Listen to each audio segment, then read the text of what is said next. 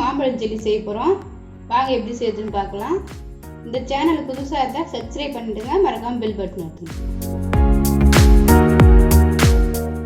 முதல்ல இப்போ நான் பெரிய மாம்பழமாக ஒன்று கட் பண்ணி எடுத்து வச்சுருக்கேன். இந்தமாரி பீஸ் பீஸாக எடுத்து வச்சுருக்கேன். இதை இப்போ நம்ம மிக்ஸி ஜாரில் போட்டுக்கலாம்.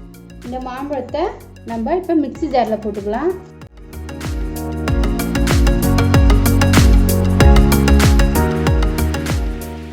இது நல்லா மெல்லிய அரைச்சி எடுத்துங்க. இப்போ நம்ம மாம்பழம் மிக்ஸி ஜாரில் போட்டோம். இப்போ 1 கப் தண்ணி ஊற்றிக்கலாம். இது நல்லா இப்போ நம்ம சாப்பிட்டா அரைச்சி எடுத்துக்கலாம். இப்போ நான் அரைச்சி எடுத்துன்னு வந்துட்டேன். மாம்பழத்தை இந்த மாதிரி சாப்பிட்டா அரைச்சி எடுத்துங்க. எந்த கட்டியும் இருக்கக்கூடாது. இப்போ நம்ம இதை பேனில் மாற்றிக்கலாம். இப்போ நம்ம அரைச்சி வச்ச மாம்பழத்தை ஊற்றிக்கலாம். இப்போ இதில் நம்ம ஒரு 1/4 கப் சர்க்கரை சேர்த்துக்கலாம். ஒரு சிட்டிகை அளவுக்கு உப்பு போட்டுக்கலாம். கொஞ்சமாக போட்டுங்க, ரொம்ப போட்டுறாதீங்க. இப்போ எல்லாத்தையும் இது சேர்த்து மிக்ஸ் பண்ணிடலாம். நம்ம சர்க்கரை நல்லா இதில் கரைச்சி விட்டுடுங்க. இதுலேயே நல்லா மிக்ஸ் பண்ணி விட்டுருங்க ஒன்றோட ஒன்று. சர்க்கரை நல்லா கரைஞ்சிச்சு. இதை எடுத்து நம்ம இப்போ அடுப்பில் எடுத்து வச்சுக்கலாம். இப்போ இது நல்லா கொதிக்கணும். அதுக்குள்ளே நம்ம கார்ன்ஃப்ளவர் மாவுக்கு அரைச்சி வச்சுக்கலாம். இப்போ நான் 1/4 கப்பு கார்ன்ஃப்ளவர் மாவு எடுத்துருக்கேன். அது இதில் போட்டுக்கலாம். இப்போ இதில் ஒரு 1/4 கப்பு தண்ணிக்கு கொஞ்சம் குறவே நான் ஊற்றிருக்கேன். அதேமாதிரி ஊற்றிக்குங்க. இதை நல்லா மிக்ஸ் பண்ணிவிடுங்க.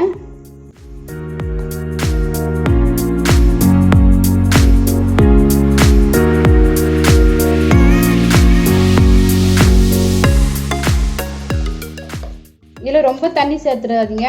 கரெக்டான பதத்தில் இருந்தால் தான் நமக்கு கார்ன்ஃப்ளவர் மாவு வந்து நம்ம ஜெல்லியில் ஊற்றும் போது கரெக்டாக செட் ஆகும். இல்லைன்னா கொஞ்சம் தண்ணி ஆகிடும். இந்த பதத்தில் எடுத்துங்க. இப்போ இது நல்லா கொதிக்க ஆரம்பிச்சிச்சு. இந்த பதத்தில் இப்போ நம்ம கார்ன்ஃப்ளவர் மாவு சேர்த்துக்கலாம். இந்த மாதிரி நல்லா கொச்ச பிறகு நீங்கள் ஊற்றுங்க. பபுள்ஸ் எல்லாம் மேலே வந்துருக்கு பாருங்கள். அப்போ இந்த டைமில் நம்ம கார்ன்ஃப்ளவர் மாவு சேர்த்துக்கலாம். உடனே இதை நல்லா கரண்டி வச்சு நல்லா மிக்ஸ் பண்ணி விட்டுருங்க.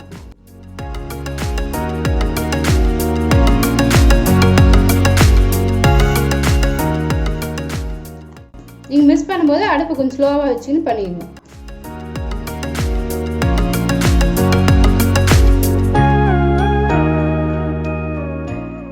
இது நல்லா திக்காக வரை நம்ம நல்லா இதை கரைச்சி விட்டுக்கணும். இது நல்லா மிக்ஸ் ஆகிடுச்சு.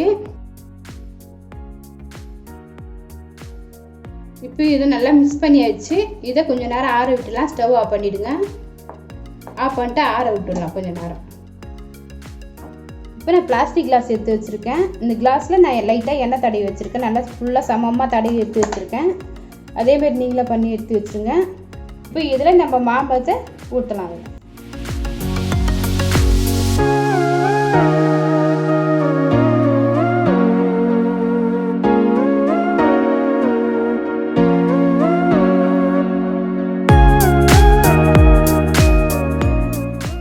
இப்போ நான் கிளாஸில் நல்லா ஊற்றிட்டேன். இந்த கிளாஸில் இருக்கிறத தட்டி சமப்படுத்தி எடுத்து வச்சுருங்க.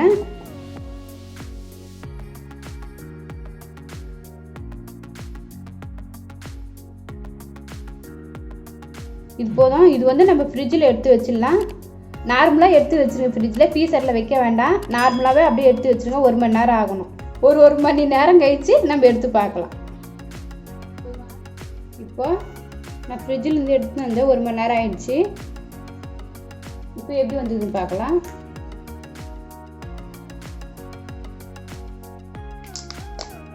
பாருங்க எவ்வளோ சூப்பராக ஜெல்லி வருது. மாம்பழ ஜெல்லி. இப்போ மாம்பழ ஜெல்லியை நம்ம கட் பண்ணலாம்.